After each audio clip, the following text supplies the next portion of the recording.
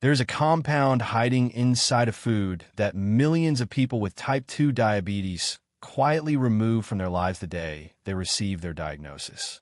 Not because a doctor specifically ordered them to, not because a clinical trial showed it was harmful, but because it was sweet, it felt indulgent, and somewhere along the way, indulgent became synonymous with dangerous. That compound has been examined in peer-reviewed clinical trials at some of the most respected research institutions in the world. It has been shown to improve insulin sensitivity, reduce fasting blood glucose levels, and activate the same metabolic pathway targeted by one of the most widely prescribed diabetes medications on the planet. The food is chocolate. Not all of it. Not the sugar-loaded, artificially flavored varieties crowding the shelves near the pharmacy checkout. A specific family of chocolate products that most people managing blood sugar have been avoiding out of caution, and that caution has quietly deprived them of a tool that could have been working in their favor every single morning. Today, we are going to walk through 5 specific forms of chocolate that the clinical evidence supports for people managing blood sugar. We're going to cover exactly what to look for on every label, what to avoid without exception, and how to bring each one into your daily life in a way that is practical, sustainable, and grounded in real science. And stay with me through the later part of this conversation, because the form most people dismiss as too unpleasant to bother with has published clinical data showing a blood glucose reduction that rivals certain pharmaceutical interventions. Most people walk right past it in the grocery aisle before we name a single one. However, we need to understand the mechanism that makes this entire conversation scientifically possible. Without that foundation, what follows is just a list. With it, the evidence speaks for itself. Here is the distinction that almost no mainstream health article takes the time to make clearly. When we talk about chocolate in the context of blood sugar management, we are not actually talking about chocolate as a processed product. We are talking about cacao, the raw botanical material that chocolate originates from. These are two fundamentally different things, and the distance between them is determined by how much industrial processing the product has been through. Inside the raw cacao bean live a family of plant compounds called polyphenol. The two most clinically relevant for people managing type 2 diabetes are epicatechin and catechin, and what these compounds do at the cellular level is not abstract nutritional theory. It is molecular biology that connects directly to the metabolic condition you are managing every day. The first mechanism involves an enzyme called AMPK, or adenosine monophosphate activated protein kinase. This enzyme functions as a cellular energy sensor. When it is activated, it signals your muscle cells to absorb glucose from the bloodstream independently of insulin. It opens an alternative entry point into the cell when the primary door, the insulin receptor, is functioning poorly. This is the same pathway that metformin, one of the most commonly prescribed medications for type 2 diabetes in the world, is designed to activate. Epicatechin from cacao has been demonstrated in cellular research to engage this same pathway. The second mechanism involves the inner lining of your blood vessels, called the endothelium. This is where insulin signaling begins at the vascular level. In type 2 diabetes, chronic inflammation and oxidative stress progressively damage that lining, and that damage is one of the reasons insulin resistance tends to worsen over time rather than stabilize. Cacao flavonoids have shown the capacity to improve endothelial function across multiple randomized controlled trials, measured by a vascular test called flow-mediated dilation. The third mechanism is the one I want you to hold on to most carefully, because it represents a frontier of metabolic science that was barely recognized a decade ago. Cacao polyphenol selectively nourish beneficial strains of gut bacteria, specifically lactobacillus and bifidobacterium families, which in turn produce short-chain fatty acids. Those fatty acids influence insulin sensitivity directly and reduce the inflammatory signaling that keeps type 2 diabetes progressing forward year after year. These three mechanisms working in parallel explain why the clinical results appear consistently across multiple independent trials conducted on multiple continents. This is not folk remedy logic. This is reproducible biology. There is one critical point that frames everything that follows. Every step of industrial chocolate manufacturing, roasting, alkalization, conching, pressing, and tempering degrades the polyphenol content of the original cacao bean. The more processing a chocolate product has undergone before it reaches your hand, the fewer of these therapeutic compounds survive to the moment you consume it. What I'm about to walk you through is not a ranking by taste or popularity. It is a ranking by polyphenol preservation and the strength of the clinical evidence behind each form. Let's begin where most people can realistically start. 70% dark chocolate. This is the entry point, and I want to be precise about why the blood sugar concern so many people carry about dark chocolate is largely misplaced when the product is the right one. Quality 70% dark chocolate has a glycemic index of approximately 23. For context, a slice of whole wheat bread sits at 69. Table sugar sits at 65. A standard commercial milk chocolate bar frequently exceeds 50. At 23, the glucose response from a 20-gram portion of quality 70% dark chocolate is genuinely modest. Not because of creative reporting, but because the combination of cacao fat and cacao fiber physically slows glucose absorption. The fat delays gastric emptying. The fiber slows diffusion across the intestinal wall. The bloodstream simply never receives the flood that a sweeter product would deliver. Let me tell you about a patient named Bernard. He was 71 years old when he first came to see me, a retired civil engineer with a prediabetes diagnosis, disciplined to a fault, and a lifelong habit of eating 1 or 2 small pieces of chocolate in the evening after dinner. When he received his diagnosis, he eliminated the chocolate entirely and immediately. He felt genuinely proud of the decision. His numbers at the following appointment had not improved. What had happened, which took a little time to uncover, was that he had replaced the chocolate with crackers and dried fruit by 9 in the evening because something was still missing from his routine at 8. The ritual had vanished. A different, less favorable behavior had filled the void. What I told Bernard was not that he should reintroduce chocolate without consideration. What I told him was that the ritual itself had value, and that the right chocolate in the right portion was a far better outcome than what had replaced it. 2 small squares of 70% dark chocolate alongside a handful of raw walnuts after dinner. 3 months later, his numbers had moved in the right direction in a way that the preceding 6 months of pure restriction had not produced. The science behind this is not anecdotal. A pooled analysis drawing from 12 randomized controlled trials in individuals with type 2 diabetes found that cocoa product consumption was associated with measurable reductions in fasting blood glucose, LDL cholesterol, and the inflammatory marker C-reactive protein. A clinically supported daily portion is somewhere between 20 and 30 grams, the equivalent of 2 to 3 small squares. Here is the label trap that catches a significant number of well-intentioned shoppers. Many bars sold as dark chocolate or labeled as 70% cacao actually list sugar as the first ingredient on the back panel. The front of the package is marketing. The ingredient list is the only honest document on that bar. Turn over. Cacao mass or cacao paste must appear as the first item on that list. If sugar is listed first, the product is not what the front claims, regardless of how dark it appears. Moving further along the spectrum brings us to 85% cacao and above, and this is where the clinical evidence makes a meaningful leap. As cacao content rises from 70 to 85%, 2 things happen simultaneously.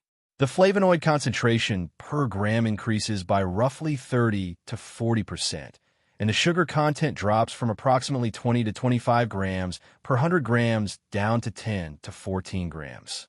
You're getting substantially more of the therapeutic compounds and substantially less of what raises blood sugar within the same portion.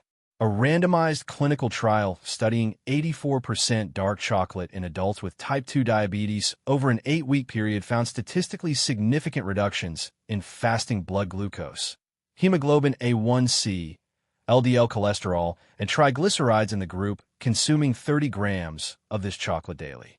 What is equally significant are the inflammatory findings from that same trial.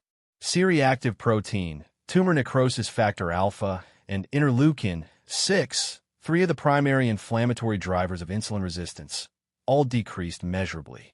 These are not peripheral markers. They are part of the mechanism by which chronic low-grade inflammation prevents your insulin receptors from functioning correctly.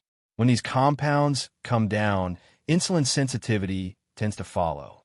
There is a practical advantage to 85% that I have watched play out repeatedly in the patients I work with. The intensity of the flavor creates a natural stopping point.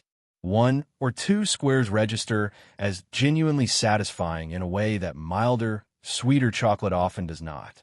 People who have struggled for years to moderate their chocolate consumption often find that at 85%, a 20-gram portion is effortless to maintain.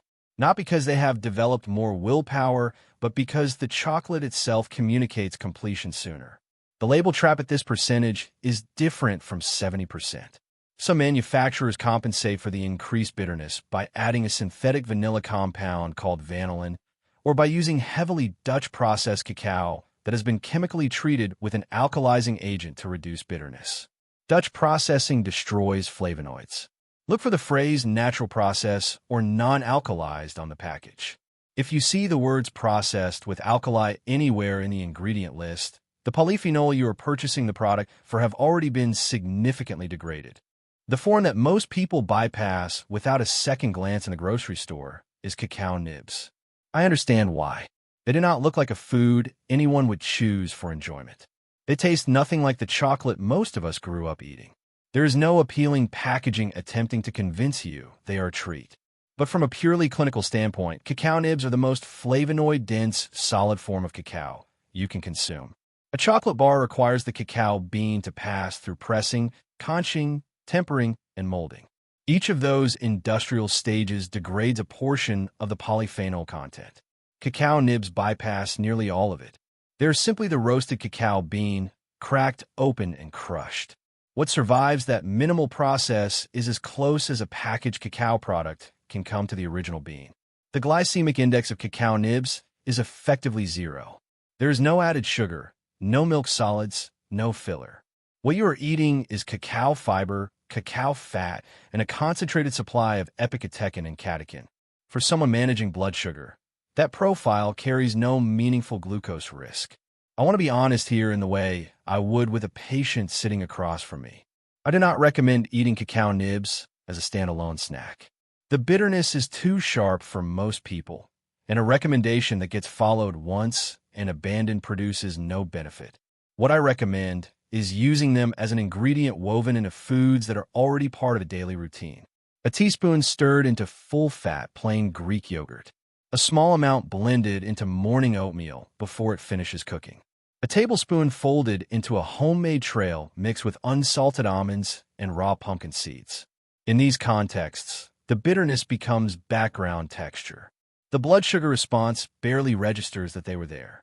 A patient named Dorothea came to see me at 68 years old, 11 years into a type 2 diagnosis, fasting glucose numbers that had plateaued for nearly 3 years despite consistent medication and no particular emotional attachment to chocolate in any form. She had simply accepted that sweets were behind her. We discussed cacao nibs specifically, not as a treat, but as a clinical tool. She began with a single teaspoon in her morning yogurt. That one change, measured against 5 months of consistent use, produced an average 11-point reduction in her fasting glucose readings. Her following A1C result reflected the shift. The label rule for cacao nibs is the strictest of all 5 categories. The ingredient list should contain exactly one item: cacao nibs or roasted cacao beans. Nothing else. Some products blend in cane sugar or coconut sugar and continue to market themselves under the word natural. Natural carries no legal definition in this context. The ingredient list is the only document that matters. Now we arrive at sugar-free chocolate sweetened with erythritol or monk fruit extract, and this category requires careful handling because it is one of the most aggressively marketed and most frequently misrepresented spaces in the diabetic food market. Let us start with the compounds that earn their place. Erythritol is a sugar alcohol with a glycemic index of essentially 0.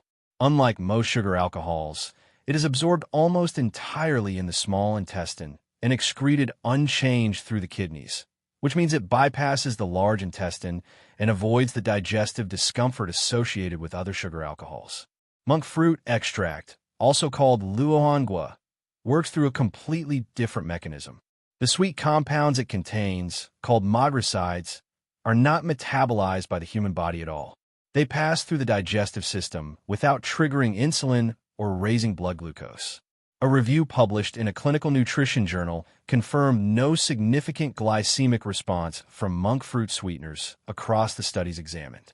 A chocolate product sweetened with erythritol or monk fruit, built on a cacao base of 60% or higher, delivers genuine flavonoid content in a format that tastes meaningfully close to the milk chocolate many people spent decades enjoying before their diagnosis.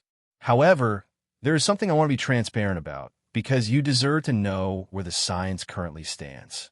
A research study published in a major cardiovascular journal and conducted across more than 4,000 patients in both the United States and Europe found that people with higher blood levels of erythritol showed a significantly elevated risk of major cardiovascular events, including heart attack and stroke. Follow-up laboratory work from the same research team indicated that erythritol increased the tendency of blood platelets to aggregate and form clots. A subsequent prospective study confirmed this finding in healthy volunteers given a standard erythritol dose. This research is still developing and does not yet establish direct cause and effect. Some researchers have noted that people with existing metabolic disease naturally produce more erythritol internally, meaning elevated blood levels may partly reflect pre-existing disease rather than dietary intake alone. Regulatory authorities continue to classify erythritol as safe. But for those of you managing both type 2 diabetes and cardiovascular risk, which describes a significant portion of adults over 65, this is a conversation worth raising with your physician before making erythritol a daily fixture in your routine. Monk fruit extract carries no comparable cardiovascular concerns in the current published literature, delivers the same zero glycemic profile, and is my preferred recommendation in this category for anyone managing combined metabolic and cardiovascular risk. The warning that applies to this entire sugar-free category, regardless of sweetener, is this. The majority of sugar-free chocolate products sold in major markets are not sweetened with erythritol or monk fruit. They are sweetened with maltitol. Maltitol has a glycemic index of 52. That is not an inert number for someone managing blood sugar. And at portion sizes larger than 2 squares, which the sugar-free label frequently encourages people to exceed, the glucose response becomes clinically significant. In adults over 60, maltitol also frequently causes substantial gastrointestinal distress because, unlike erythritol, it reaches the large intestine largely unabsorbed and ferments there. The label rule for this category is straightforward. Turn the bar over, go directly to the sweetener section of the ingredient list, and confirm you see erythritol, monk fruit extract, or stevia glycosides. If you see maltitol, isomalt, sorbitol, or the vague phrase sugar alcohol without naming the specific compound, return the product to the shelf. The fifth form is the one with the strongest published clinical evidence of anything we have discussed today, and is also the least expensive product on this list. Pure, unsweetened natural cacao powder sits quietly on the baking aisle of nearly every grocery store. It is overlooked by most shoppers. It carries no premium packaging, and a container of it costs less than a single specialty chocolate bar. A systematic review and pooled analysis drawing from 12 randomized controlled trials involving people with type 2 diabetes found that cacao product supplementation produced statistically significant reductions in fasting blood glucose, LDL cholesterol, triglycerides, and C-reactive protein. The reduction in fasting blood glucose across pooled trial data was approximately 9 milligrams per deciliter, a consistent and durable finding observed across both short-term and long-term studies. Fasting blood glucose is not a favorable snapshot from a lucky morning. It reflects how the body handles glucose at a true baseline. When a dietary intervention moves that marker consistently across 12 independent trials, the mechanism producing the effect is structural, not incidental. Why does pure cacao powder outperform even quality dark chocolate bars. Because every stage of bar manufacturing exposes the flavonoids to heat, pressure, and oxygen, each of which degrades them. Natural cacao powder bypasses most of that processing. The flavonoid concentration that arrives in your body is closer to what the original bean contained than any solid chocolate product can deliver. One distinction matters enormously here. Natural processed cacao powder and Dutch processed cocoa are not interchangeable. Dutch processing treats the cacao with an alkalizing agent to reduce its natural bitterness and acidity. Research published in a food chemistry journal found that heavy Dutch processing can reduce the original flavanol content by as much as 90%. That treatment produces a smooth, mild flavor and a product that delivers almost none of the therapeutic polyphenol you are trying to consume. Natural processed cacao powder retains the full flavonoid profile. It is slightly more acidic and slightly more bitter. For someone managing blood sugar, it is the correct trade-off without question. A patient named Gerald came to see me at 74 years old, a retired mechanical engineer, skeptical of anything that sounded like wellness marketing, 8 years into a type 2 diagnosis, a 1C of 7.4 on 2 medications, and a clear preference for being shown data rather than told conclusions. I did not pitch cacao powder to Gerald as a health trend. I told him there were 12 controlled clinical trials and a published meta-analysis. He sat forward in his chair. The change we made was 1 tablespoon of natural cacao powder added to his morning coffee with a small amount of ground cinnamon and unsweetened almond milk. Nothing else in his routine changed. 6 months later, his A1C had dropped to 6.9. He came back to the appointment and asked to see the studies himself. Your label rule for cacao powder is the simplest on this list. The ingredient section must contain exactly 1 item: cocoa powder or cacao powder. Nothing else. Not natural flavors, not soy lecithin, not cane syrup. 1 ingredient. And the words Dutch process or processed with alkali anywhere on the package are your signal to put it back and find a different brand. Before we bring this to a close, there is something that almost never gets addressed in clinical conversations about food and diabetes, and it may be the most consequential thing in this entire discussion. Nutritional behavior research has documented a well-established pattern, sometimes called the what the hell effect. It describes what happens when a person with a strict self-imposed food rule accidentally violates that rule. Rather than stopping, they tend to go further. The restriction collapses entirely. The food gets consumed in a quantity that would never have occurred if the rule had not existed in the first place. For someone managing type 2 diabetes, this cycle carries a physiological cost that goes beyond psychology. The cortisol that rises during the guilt response, and it does rise measurably, directly raises blood glucose through a process called gluconeogenesis, in which the liver releases stored glucose in response to a stress signal. 2 people can eat the identical piece of chocolate, and the one who follows it with guilt can produce a worse blood sugar outcome than the one who does not.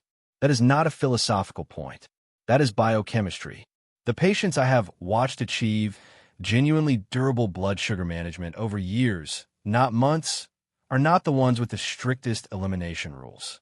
They are the ones who built planned, informed, portion-controlled inclusion of the foods they actually want into a daily structure they can sustain across years and decades. You now have the scientific vocabulary and the practical framework to do exactly that with chocolate. You know why the mechanism is real. You know which forms to choose. You know precisely what to look for on a label and what disqualifies a product regardless of how its front panel is written. That knowledge transforms the experience. And the transformed experience, one built on understanding rather than willpower, consistently produces better outcomes than restriction alone ever will.